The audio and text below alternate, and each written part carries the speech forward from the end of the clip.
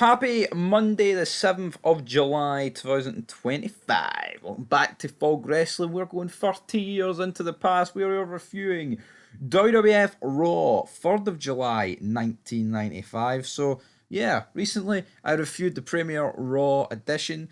That sounded a weird way of wording that. Anyway, the Premier edition of Raw, right? Monday Night Raw. What was it, the 6th of January, 2000. No, was it? I don't know. It was the 9th. Was it the 9th of January? I think it was the 9th. The 9th of January, 1993. So this is a few years after. I also reviewed recently In Your House because you know what? The new generation gets buried. It gets definitely buried, folks. So I thought, you know what?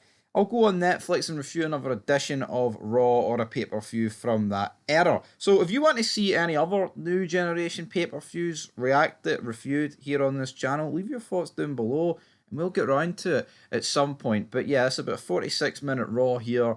We are a couple of, I believe we are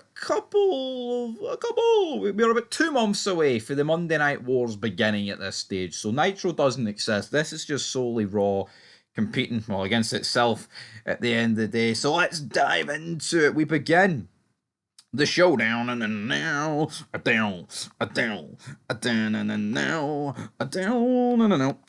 I love the old Raw intro. Anyway, show starts off with a video package about last week's Intercontinental Intercontinental title match between Jeff Jarrett and Savio Vega.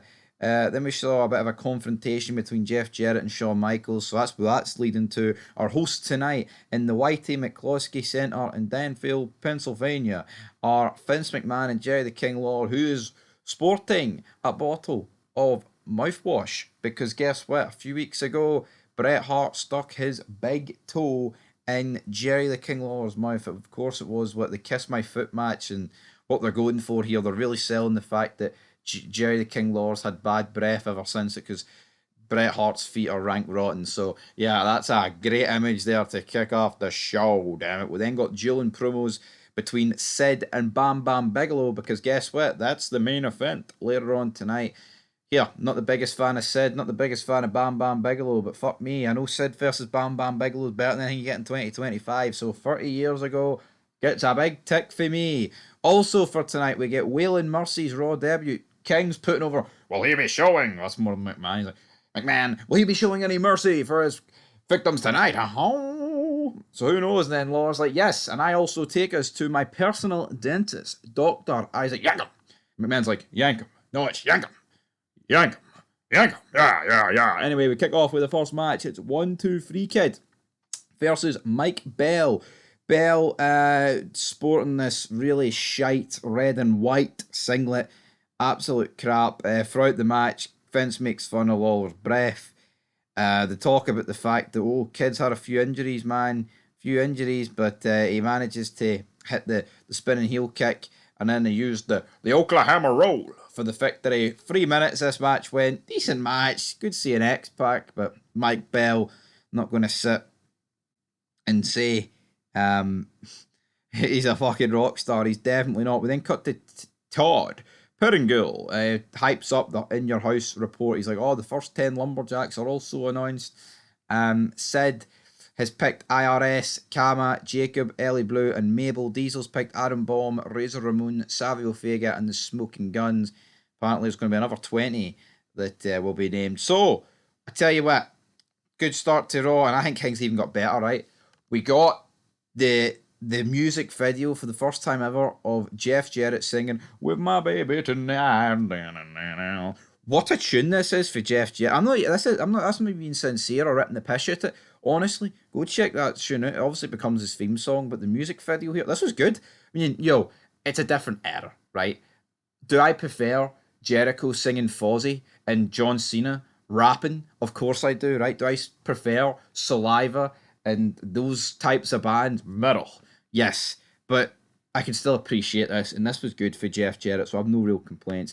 Up next was Bob Sparkplug Holly versus Brooklyn Brawler. Alright, this match was pretty tragic, to say the least. I just did not care for it in the slightest. McMahon started hyping over the superstar line. Who's Ted DiBiase going to be picking for Lumberjacks? And then he makes more things about Jay Lawler's breath. Alright, big man. Come on, reel it in. But yeah, it's just like what we doing at this stage. Spark Plug wins, but I mean Brooklyn Brawler always lost, so we're really surprised by that. Probably not. Then we got a hype video for next week's Allied Powers versus Tatanka and King Kong Bundy. So are we looking forward to that? Who knows? I did not realise, folks, that in '95 King Kong Bundy was still wrestling, but there we go. We then got a clip for Superstars which show you Henry Godwin creating the slop, and then he drinks it straight through the bucket. It would give you the book, man. It really, really would. But he's going to dump it on Adam Bomb. And then Vince makes a joke that it contained Lawler's mouthwash. They are really hammering this fucking home at this stage of the game about Jerry the King Lawler's mouthwash. Absolutely. I mean, McMahon won't shut the fuck up about it, man. We then got Henry, holla. Henry O'Godwin taking on Barry Horowitz. Match lasts less than 3 minutes, but again, I have no complaints with that. King and Vince on commentary is a seriously underrated partnership. I actually always rated the Godwins. They were always entertaining in my eyes. Like, you know, the dirty farmers that poured slop over people. Kind of good. Woo! But then we got Barry Daninsky. He's with two fans in the front row.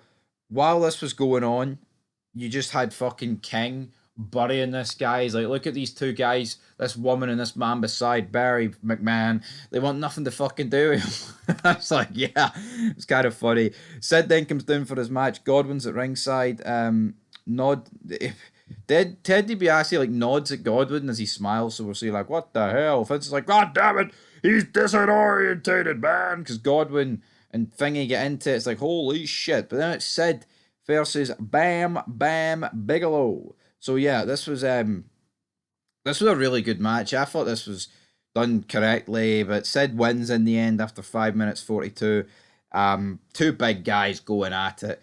Just guys that know what they're doing. There's a bit of psychology. Not the greatest worker in the world, Sid, but fuck me, Bam Bam got a good match out of him, and this was good. Godwin then leaves with Sid and DiBiase. So Godwin looks like he's going to be becoming a lumberjack, definitely. We then got clips of the WWF talent at the Special Olympics. We've seen a wee promo here from Diesel, which was interesting to say the least. Now it is the debut of Waylon Mercy versus none other than Jeff Hardy. Yes, Jeff Hardy, who is, 47 years old? So this is like, 17, 18-year-old Jeff Hardy at this stage, which is just insane, man. It just shows you, like, you've got to debut guys young.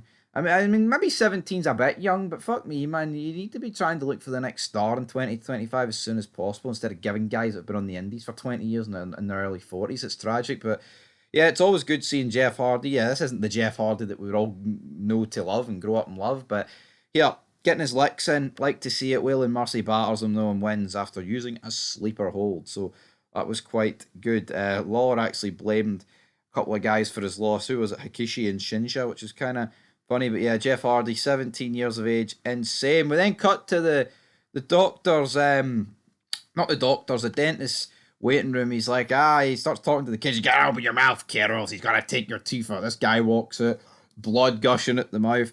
Then Dr. Isaac Yankem comes out, a huge man. He's got cut off sleeves. He's got disgusting teeth, and they zoom in on the teeth. Blech. Makes people want to throw up, man. He was, so, yeah. Great to see Glenn Jacobs in action. I yank. So yeah, that's definitely pretty good. It was revealed that next week Savio Vega and the Roadie will be colliding, as well as the Allied Powers versus Tatanka and Gordon, which we've already talked about. We saw a slow motion replay of the powerbomb that Bam Bam took to Sid. Good powerbomb. And then that was pretty much the show, as it ends with Vince telling Lawler that he's got Basset Hound or Buzzard Breath, and it ended. And it's like, they really didn't know how to end shows back here. Like, if you remember, if you've watched the 9th of January 93 edition, like, it just ends with, like, fucking Adam Bomb against Doink the Clown. And then I think it cut to McMahon for, like, 5 seconds to wrap it up.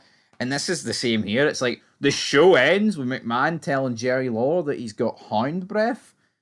Not the greatest. Anyway, guys, this Raw, like Jeff Jarrett's music video, a lot of decent, entertaining matches, and King and McMahon are always good, and the King in the dentist room was always going to make for good television, so I'll give it a 4 out of 10. By no means good, but it was alright with some bad stuff in it as well. So, yeah, I like the new generation. It's a new generation.